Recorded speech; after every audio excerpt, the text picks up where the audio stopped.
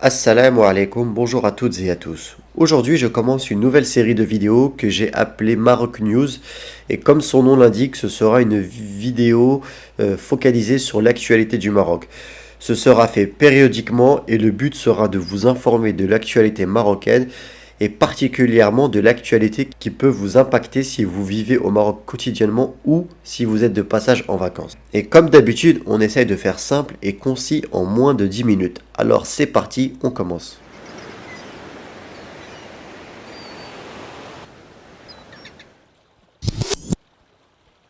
Une baisse du prix du carburant a été communiquée il y a maintenant plusieurs jours. Vous n'êtes pas censé savoir que le prix du carburant n'a cessé d'augmenter depuis des mois et des mois, voire maintenant des années. Pour info, quand je me suis installé au Maroc il y a plus de 6 ans, le prix du diesel était de 9 dirhams le litre. C'est impensable aujourd'hui. Il a presque doublé en très peu de temps. C'est impressionnant pour atteindre aujourd'hui un prix de 16 dirhams le litre. Les prix s'apprêtent et ont même commencé à baisser dans certaines régions de quelques centimes, voire d'un peu plus de 1 dirham. Malheureusement, c'est encore assez léger quant à l'augmentation, mais le gouvernement a d'ores et déjà annoncé que la baisse devrait continuer à s'opérer dans les semaines à venir. Il faut savoir qu'une campagne de dénonciation du prix du carburant a été lancée par certains Marocains depuis plusieurs semaines sur les réseaux sociaux. Celle-ci a pour but de remettre le prix du diesel et de l'essence à l'avant-crise, soit aux alentours de 8 dirhams. Mais cela reste une nouvelle positive pour la population marocaine pour qui le plein pouvait représenter jusqu'à presque la moitié du SMIC. Alors moi, je ne vais pas rentrer dans la polémique de la dénonciation du gouvernement ou quoi que ce soit, je ne suis pas dans cet état d'esprit-là, mais beaucoup de plus en plus d'internautes s'offusquent de cette baisse qui est pour eux trop légère. Alors on va attendre de voir les prochaines semaines pour savoir si la baisse va continuer jusqu'à se rapprocher de l'ancien prix. Et puis je vous tiendrai au courant de l'avancée de cette actualité. Et oui, si vous vivez au Maroc depuis plusieurs années, vous avez sûrement l'habitude des coupures d'eau durant l'été, et particulièrement dans certaines villes du sud. Mais aujourd'hui, c'est la ville de Casablanca qui est impactée par cette coupure d'eau. Comme vous savez, l'été rime souvent avec la sécheresse. Et comme on a eu très peu de pluie cette année, eh bien cela va rimer maintenant avec la coupure d'eau dans quasiment toutes les régions du Maroc. Alors bien sûr, il y a encore des régions qui résistent à cela.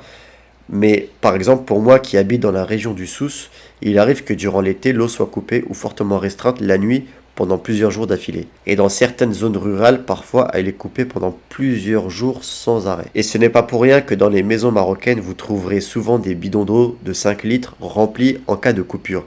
Elles sont stockées uniquement pour ces moments-là. Par contre, les hôtels et les quartiers d'expatriés sont souvent épargnés par ces coupures d'eau ou alors ils sont parmi les derniers à être coupés. Ils font partie de ces zones prioritaires et ne souffrent donc pas de ces inconvénients dus à la sécheresse et à l'été. Après, je préfère vous rassurer, généralement la coupure d'eau a lieu la nuit. Et de manière générale, c'est plutôt entre 22 heures et jusqu'à 7 heures du matin, 6 heures du matin. Puis ensuite, l'eau revient en journée. Mais si si vous vivez à la campagne ou dans des provinces qui sont vraiment excentrées, ça peut arriver qu'en pleine journée, vous pouvez avoir des coupures également. Et dites-moi en commentaire si vous avez déjà subi ces coupures d'eau, si vous êtes en ville ou à la campagne ou alors dans un hôtel. Je serais curieux d'avoir votre retour d'expérience. Et oui, les vagues de chaleur au Maroc sont de retour. De nombreuses vagues de chaleur ont été ressenties durant ces derniers jours et malheureusement cela ne devrait pas s'arrêter. Notamment si vous n'êtes pas proche de la mer, vous risquez d'avoir de très grosses températures. Si vous êtes à Marrakech par exemple, la ville risque d'être déserte la journée avant de s'animer peu à peu en fin de journée. C'est tout simplement impossible de sortir en pleine journée sans souffrir de cette canicule. C'est pourquoi les gens et les habitants ont appris à vivre en plutôt et à sortir en fin de journée. Malheureusement, cette vague de chaleur s'accompagne également de grands feux à travers le pays et même si certains de ces feux sont en partie provoqués par l'homme, par des mégots de cigarettes, par des allumages de feu pour allumer un repas, les bouteilles de gaz, etc., les fortes températures n'aident pas et le dessèchement des herbes amplifie ces catastrophes. Mais faites attention, s'il vous plaît, si vous pique-niquez dans les forêts au Maroc, faites extrêmement attention avec les bouteilles de gaz. Vous savez, au Maroc, on se balade assez facilement avec les petites bouteilles de gaz qui permettent de pouvoir chauffer un repas, faire un thé, etc.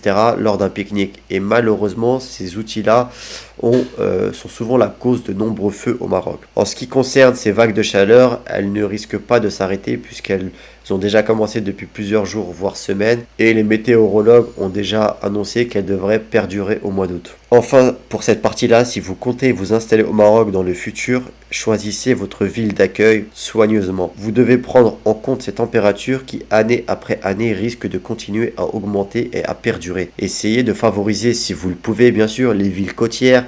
Essayez d'avoir un climat proche de la mer si votre santé également le permet. Vérifiez le taux d'humidité, etc., etc.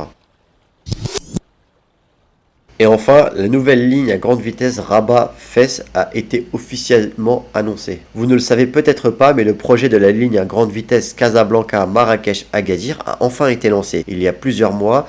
Ce projet qui devrait enfin permettre à Agadir de disposer également de sa grande gare ferroviaire et de pouvoir encore améliorer son attractivité dans les années à venir.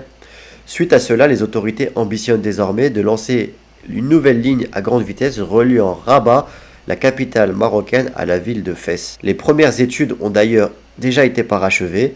Après la ligne à grande vitesse Tanger-Casablanca et le projet de grande vitesse de la ligne à grande vitesse Casablanca-Marrakech-Agadir, le Maroc ambitionne désormais de lancer la ligne Rabat-Fès. L'Office national des chemins de fer, l'ONCF, a déjà finalisé un premier tracé qui va relier les villes de Rabat, Khmisset et Meknès. Entre le grand projet d'autoroute dans tout le Maroc et celui-ci, le Maroc entend bien développer structurellement son territoire et espère passer un nouveau cap dans le transport. Encore un bon point pour la ville de Rabat qui facilitera son accès à la ville de Fès. Je vous en ai parlé il n'y a pas longtemps, Rabat est la capitale politique administrative marocaine et j'en ai fait une vidéo entièrement dédiée il y a quelques semaines. N'hésitez pas à aller la regarder. Vous savez, ça fait partie de ma série de vidéos où je présente une ville en particulier. Je vous affiche la vidéo si vous voulez la voir, n'hésitez pas. Si vous avez des questions sur ces fameuses actualités, si vous avez des suggestions sur les prochaines actualités que je vous ferai, des thèmes à aborder, n'hésitez pas à me le dire en commentaire. Si vous ne voulez rien rater sur la vie au Maroc, laissez un petit pouce en l'air, abonnez-vous à la chaîne. Moi, je vous remercie d'avoir regardé cette première vidéo news et je vous dis à très bientôt, Inch'Allah. Passez d'excellentes vacances, prenez soin de vous et prenez soin de vos proches. Assalamu alaikum.